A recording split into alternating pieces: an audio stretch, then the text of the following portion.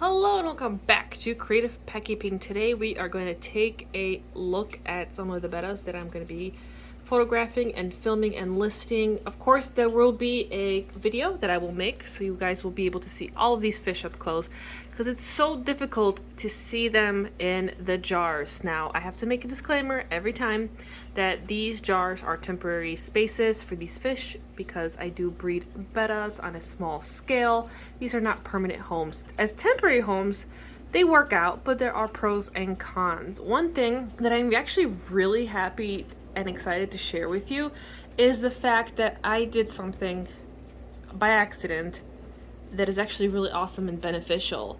And I don't know how this really happened, to be honest, but I actually managed to cycle these jars. What that means is that there was enough beneficial bacteria that is growing on the walls. That's why you could see some of the stuff, and these are not, super duper clean. There's algae and there's plants, and I've been measuring the water parameters. So I've been measuring ammonia, nitrate, and nitrite, and it's kind of crazy, but I am down to one water change a week, and my ammonia and my nitrite are really stable. They're pretty much zero, and once my nitrate starts to go up, that's when I'm doing water changes.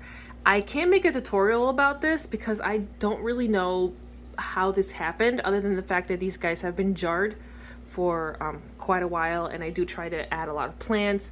I add carbon. The carbon mostly is there just to help to be a really porous surface for the bacteria, and then I also let bacteria grow on these. So before, I used to actually bleach them because I wanted them to be super duper clean looking, so they're really easy to film. But I kind of let them get kind of, I don't know, I don't want to say dirty because they're not dirty. This water is clean.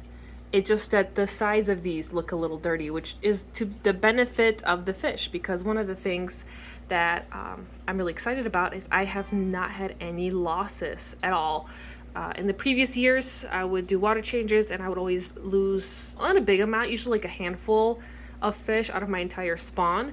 But this is the first year that I've had no deaths at all in my jarring process, like zero. So that is really, really awesome. So let's get a little closer and we'll kind of give you a kind of rough preview of some of the fish. And I already started to give them numbers and I started to label. So females have the F, males don't have anything. So we have this little girl that was going to be potentially reserved. We've got this boy, and no one's flaring yet because I didn't uncard them because I want to photograph them later, so I don't want them to get tired. So you won't see them at their best, but that's okay too. So you have this guy who's marbling really nicely. We have two cellophane ladies here. They're a little shy right now, but they're super pretty. This one is starting to marble, so she might look pretty interesting later on. There's a little bit of pigment at the base of her tail, while this one is fully cellophane. This jar has more access to the light because some of the jars I actually keep up here and they'll get natural daylight. So it's been growing some algae, but it's for the benefit. So this guy is a really nice fully cellophane male, pretty boy.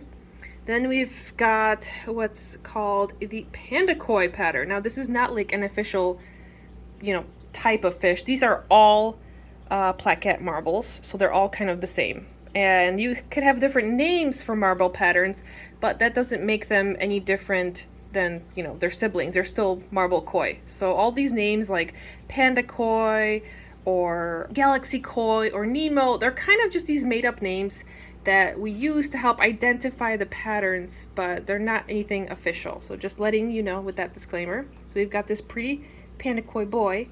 And then we have this female, which there's no name, I don't think, for this kind of pattern.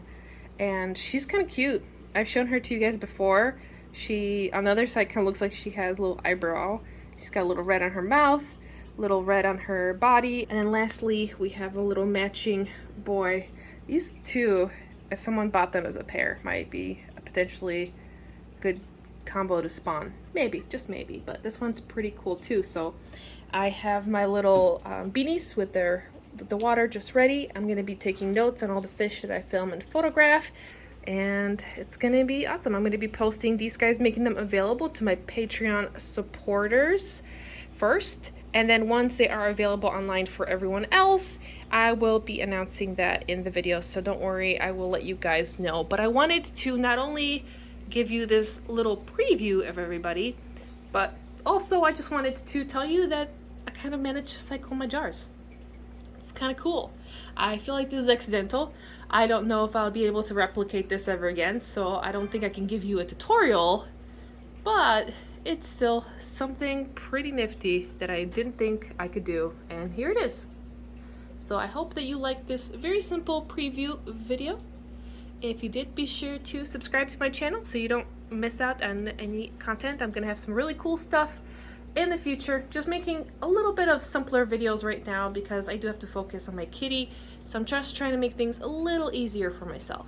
With that being said, I hope that you have a wonderful day, and I'll see you in the next video.